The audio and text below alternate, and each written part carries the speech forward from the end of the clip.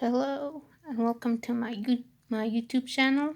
My name is Javi Clar, and this channel we're going to talk about my favorite fandoms, especially which I will also talk about other things like religion and Judaism, writing, fan fiction, whatever I think is interesting or important, but mostly I'll talk about Witch. Now, Witch is one of my favorite series of all time, next to Harry Potter. But there are so many things that just do not make sense or aren't explained. So hopefully they will reboot it soon. And I also want to make videos about how I would reboot Witch. So please share your ideas about that in the comments. So now I'll go issue by issue, the first arc about the things that do not make sense. I want to do the other arcs as well. So now the first issue.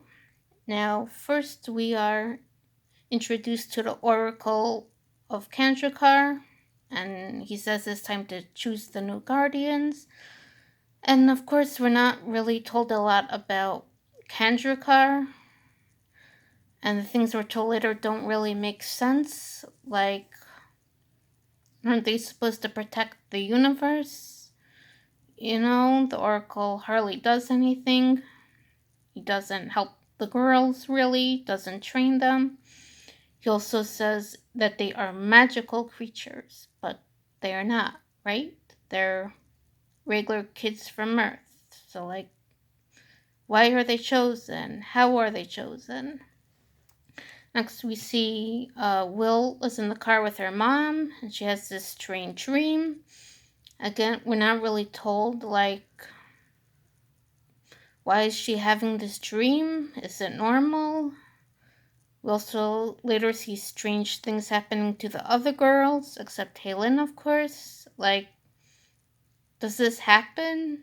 They just randomly get these magic powers before they even officially get their powers? So, anyway, now I'm reading them online as I talk, so I don't miss anything. So now they're at their new house. Cedric and Vathek are watching them. Cedric says, it'll be a pleasure to destroy her. How does he know who she is and that she's a guardian? And stalk her much? And can anybody find out who the guardians are and try to kill them before they get their powers? Like, I would think the Oracle, would do something to prevent that from happening. Okay, now she's by Sheffield, and we know their ages, but we aren't told their grades. And I'd just like to know that. Also, it looks like Heatherfield is for middle schoolers and high schoolers. Because Matt, looks like he's at least in high school.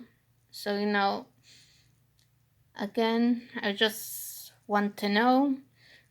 It also looks like they don't have a uniform, but, it doesn't look like they have a dress code either. And usually, public schools, at least in America, have dress codes. And this looks to be in America because, of their English names. And the fact that they don't have a uniform. So anyway, here we see Irma apparently has the power to make the teachers ask her whatever questions she wants by quizzes. This probably means she has mind control, but it's never said for some reason. Okay, and now when we see Cornelia, Irma, Helen, and Elion says she got a bad grade on her math test, and Irma and Helen says for punishment, she has to ask Matt to study with her, and that's kind of mean, and also just why? I'm so curious as to why are they doing that.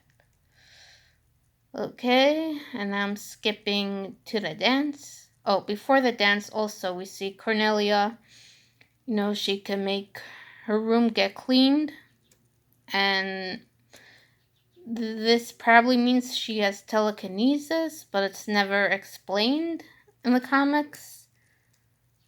And it's very funny because she actually sees that her room gets magically cleaned, but then later on, she doesn't believe that they have magic powers.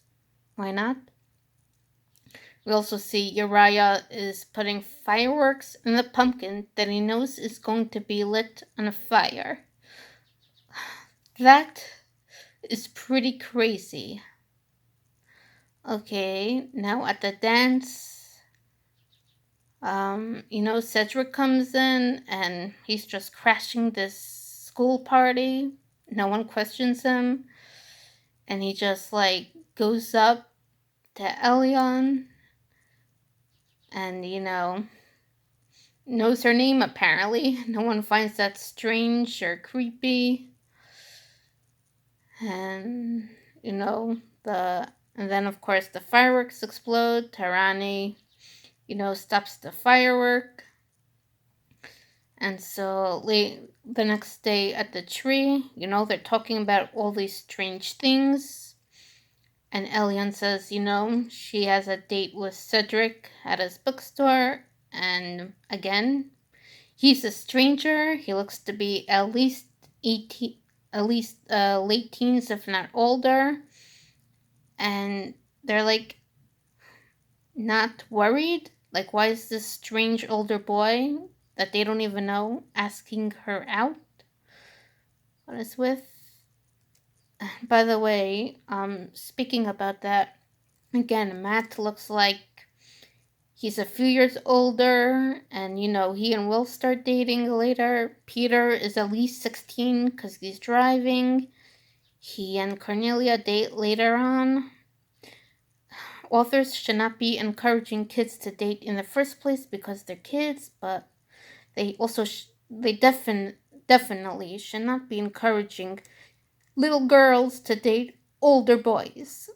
No, please. I mean, I like knowing who my favorite characters will end up with, or who they most probably will end up with, but little girls should not be dating older boys. They shouldn't be dating in the first place. The same for boys. You're kids. You don't need romance.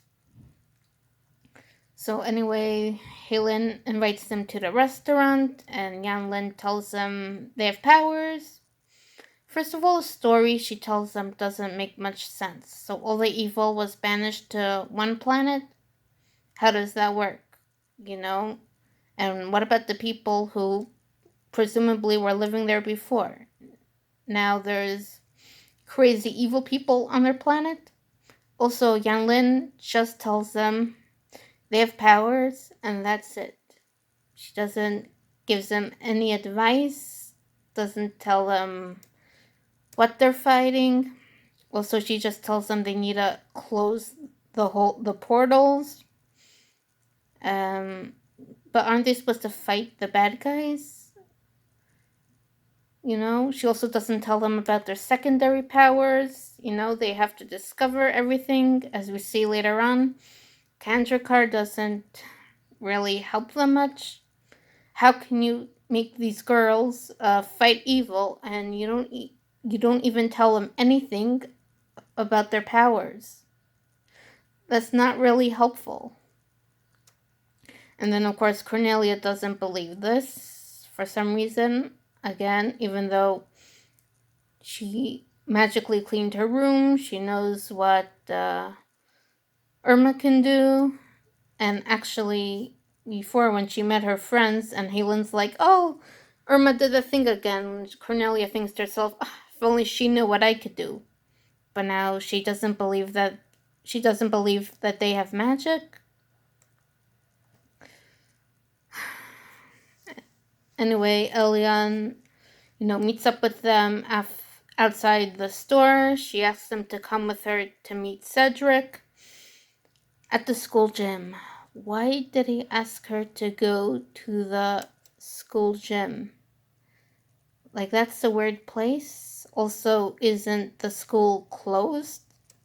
Like they don't think it's weird at all. Also, we see that it's a trap later on. Why does she want to trap and presumably kill her friends? Like, how can she possibly think they're the enemy? Like, just why? Why? So this is actually something I like that they changed in the cartoon because that makes a little bit more sense. But here in the comic, it's like she's told by this stranger, okay, understandably, that she's a princess from another world. She believes she's kidnapped. But now all of a sudden, she just wants to get rid of her friends. And like she thinks they're the enemy. What is happening here? So will Irma and Halen go? No, they transform, and I like the outfits, but they're a bit skimpy. Even if they were older, it's like just because they're magical girls, why can't they dress modestly? They could still look cute and magical and pretty. Like, why can't they have like normal clothes on? At least they have tights, but do they have to have such tiny skirts and crop tops? There's so much ways, to make them modest and still cute. Okay, so that's actually it for issue 1. So, I guess I'll go a little bit into the second issue, but I don't know if I'll be able to do all of it because I have a limited time to record. So, I guess, so here's issue 2. Okay, so, hold on a second, I need to skip.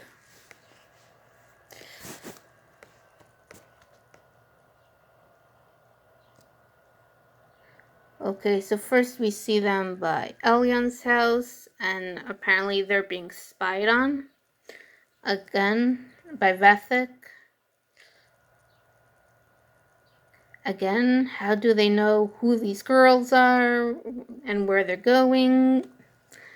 How do they get to Earth in the first place? Because, right, there's the portals. They're not supposed to be able to, well, I guess the portals are open, but still, they're aliens coming to another planet.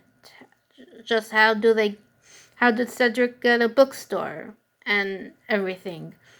And he can't be there the whole time.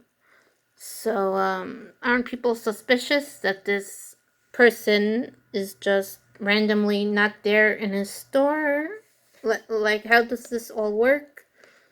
We also know later on that Elion's parents, right, were from Metamor. Like, and Galgada, how did they, Mrs. Rudolph, like, how did they just go to an alien planet and fit in? So they're at Will's house, and Tarani, and Will, we see Will could talk to electronics. Tarani makes, little fireballs. So, again, also, we don't see them, like, discussing, maybe they should get together, practice their powers or experiment. Like, why not? And again, why doesn't Kandrakar give them, a guidebook or something? Just a little help. We also see when Helen visits her grandmother, she gets the map of the 12 portals.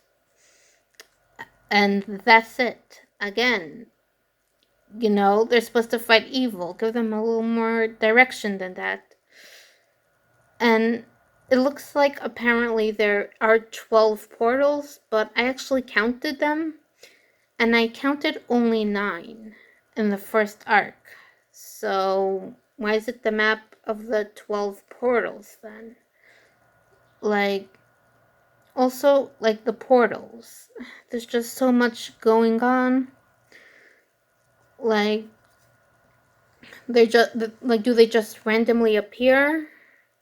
And like, why can't the Oracle himself close them? Like, why do they need the Guardians? And yes, the Oracle cannot interfere, but the Guardians work for him. So, isn't that like he's interfering? And also, especially when we learn more about Phobos, it just doesn't make sense. Like, the whole timeline. Like, were all generations of Guardians, like, there to protect the Veil? Like, how long has Phobos been around? How long, like, we learn about Wira, right, and the others. So, and the Guardians are called the Guardians of the Veil, I believe. Not just Guardians of Kandrakar. So, where was this Veil the whole time? And again, like, they are now being chosen. So what about before they were chosen? All the people of Metamor were just suffering under Phobos because they had to wait for the new Guardians. This, doesn't really make sense, this whole system. Also, the Veil is there to prevent Phobos, presumably from conquering other worlds. Again, it's never said that he actually can go to other worlds. Like, does he have the power to make portals? And again, even if they're powerful, we're talking about whole worlds here. He can actually, like, conquer other worlds? Really? Like, we're just never said, and it doesn't seem that he can. And, there's so much here that, doesn't make sense. And again, right, the Oracle and the congregation are just watching them, not, giving them some advice, not giving them any help. And of course, whenever we see Lupa, she's just so mad that they're so inexperienced, and how could they be chosen? So, like, why don't you, like, bring them to Kandrakar?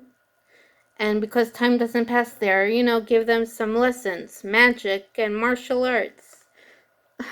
It just doesn't make sense. Like, why do they refuse to train them? Like, they're not allowed to? But then, how can you give these kids, these powers, and not even be able to tell them how they work? Like, how does that make sense at all? And again, by Helen's grandmother's funeral, we see Elion just playing a trick on her, and Helen becoming visible to her, then becoming invisible. Why is she doing this? Why does she think they're the enemy? Anyway, I don't have so much time, so this will be the end of this video. The next video will be about finishing the second issue, and I guess the third. I will try to upload a few times a week at least. And then, of course, so please tell me if you like these videos and what else do you want to see. I have lots of other ideas. Okay, thank you for watching. I will hopefully see you again soon.